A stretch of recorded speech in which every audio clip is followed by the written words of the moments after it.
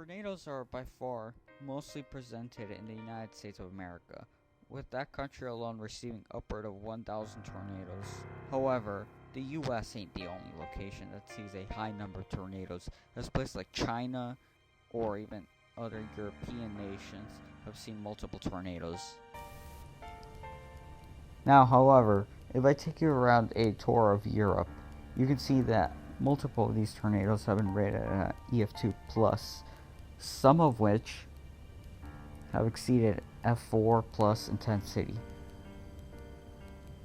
4 of which right here have been rated as F5 as seen in purple, many of which have been rated as F4 as seen by these paths right here.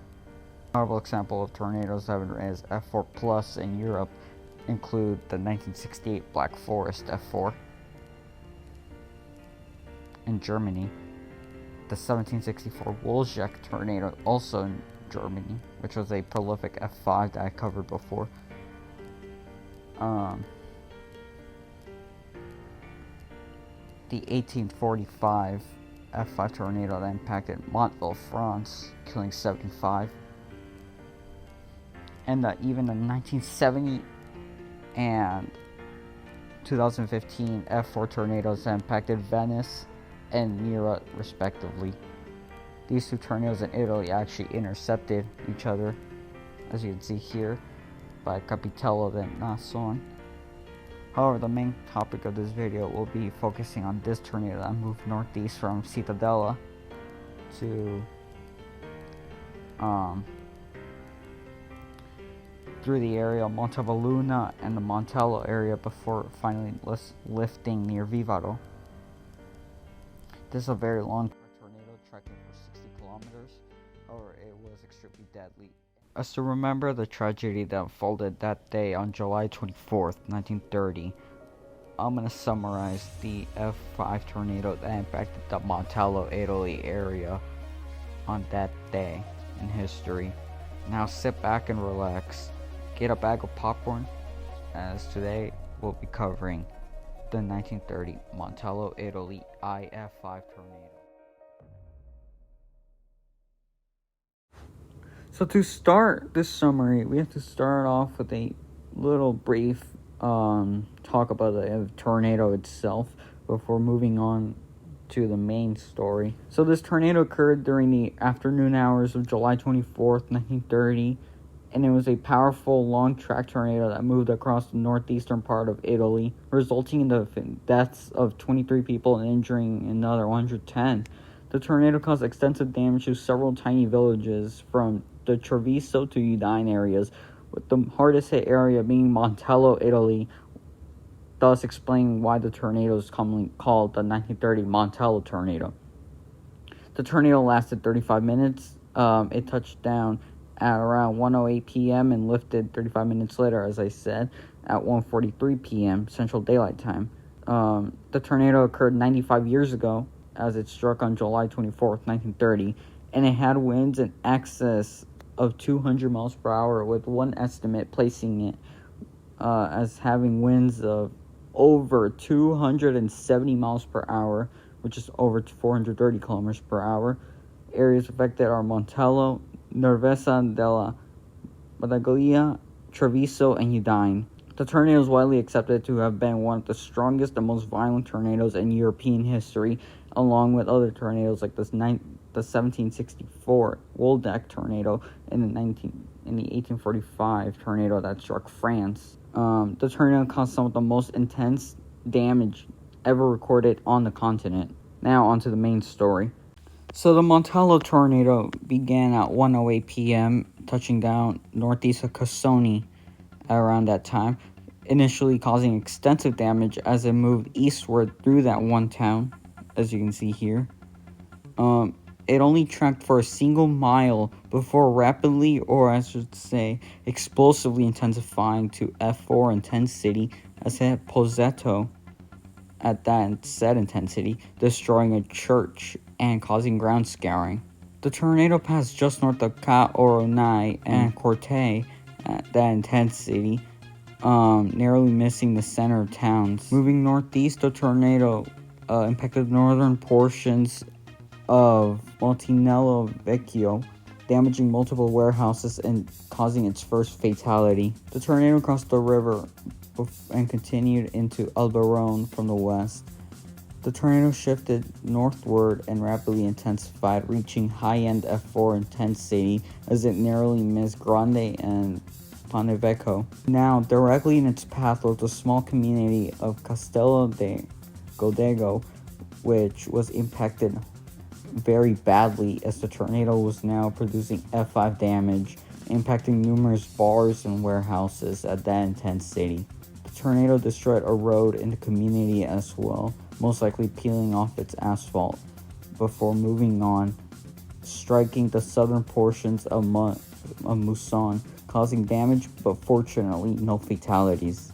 The tornado moved parallel to the Via 27 Aburril before striking the town of Vaya at F5 intensity. Vaya suffered heavy damage, with power lines knocked over roads and becoming impassable. While in the town center, the tornado turned slightly more northward, narrowly avoiding a collision with the town of Bonsolo. The tornado proceeded through less populated areas, so location was pretty rural fields in its path. Numerous small communities avoided a direct hit. The tornado narrowly missed the town of Busta, with significant ground scouring being observed in the vicinity. As it crossed Via Santa Andrea, the tornado started to veer southward, bypassing Montebelluna by approximately 2.5 miles. Yeah, had the tornado kept its northeastern trajectory, it would have slammed right into the populated area of the southern chunk of Montebelluna. If not, it would have struck the center. The tornado moved across several roads in almost densely populated areas, where it produced F4 damage to a large church before resuming a northward trajectory. The tornado then struck Volpago de Montello with F5 intensity, flattening well-built structures and sweeping entire warehouse off its foundation. It caused multiple fatalities and injured 50 or so people. The tornado then accelerated, creating a deep scour into the ground as it followed an erratic and unpredictable track. The tornado curved slightly southward, damaging various structures and uprooting multiple trees. It then did a very sharp turn upwards, striking Selva de Montello at F5 intensity. Several fatalities occurred, and a large church was destroyed. The tornado accelerated once more, nearly missing multiple communities, including Javiera del Montello. It crossed Via Arditi and proceeded through the northern portions of Bavaria at a lower intensity. It crossed a small stream and impacted multiple fields before passing through the center of Sevilla, causing significant damage to homes and other structures in its path. The tornado continued northwestward, crossing a large river and impacting multiple small hamlets and villages at various intensities, as you can see here. In open crop fields, the tornado left scours into the ground up to 3 inches deep. Passing through the small town of Serrano, it caused only minor damage to buildings before beginning to rapidly intensify once more. The town of Capo de Sopra avoided a direct hit from the tornado. The tornado caused intense damage to crops and trees. Shortly afterward, it entered the town limits of San Odorico and Cecile. It's right here, basically, a very popular area. The tornado also damaged San Giovanni del Tempio, destroying houses and a commercial structure. The tornado rapidly weakened east of the village of Talmason, only causing minor damage to foliage and trees. It hit the center of Roberto and Piano at a weak intensity, resulting in minor damage to structures and injuring to one or more people.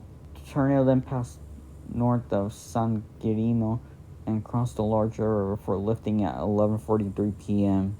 In total, the tornado tracked an estimated 50 miles or 80 kilometers while maintaining high-end F4 or F5 intensity along most of the damage path. It caused 23 fatalities, as I mentioned before, and injured at least 110 others, while causing millions of dollars in damages. This tornado, by far, remains one of the worst tornadoes ever documented in the continent of Europe, and also one of the worst tornadoes ever documented in Italian history. Anyways, here's some photos of the aftermath following the tornado. This is the remains of a large stone building in Selva de Montello, which was one of the hardest hit areas. The town suffered a hit by the tornado at F5 intensity. This stone building, the only thing that remained was the pillars at the front, a statue, and a clean slab that a building once stood on. The next photo shows a large stone monastery, also in Selva del Montello, reduced to almost a complete slab. However, you can see that some of the walls and two of the towers remain. However, the damage is very great, so the building most likely had to be demolished, as there was probably no hope in rebuilding it.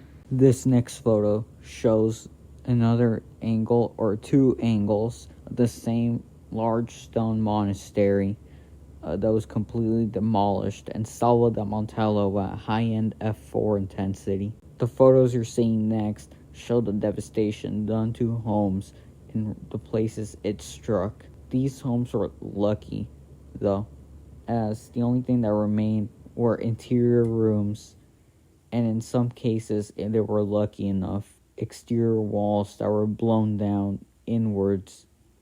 Other homes were not so lucky, as entire villages were swept away, with the homes being reduced to clean slabs at F4 or F5 intensity. And the last two photos I wanted to show before I end the video are of newspaper articles covering the tornado. The first one, as you can see here, is written in English, and you can clearly understand what the newspaper says. And the other one is written in Italian and is most likely a regional newspaper article covering the tornado. Anyways, if y'all enjoyed this video, feel free to like, subscribe, and let your thoughts in the comment section of this video and tell me how I did on it. I worked super hard on it for the past week. If y'all want to show support, do the things that I told you to do. Anyways, that's all I wanted to say. Bye.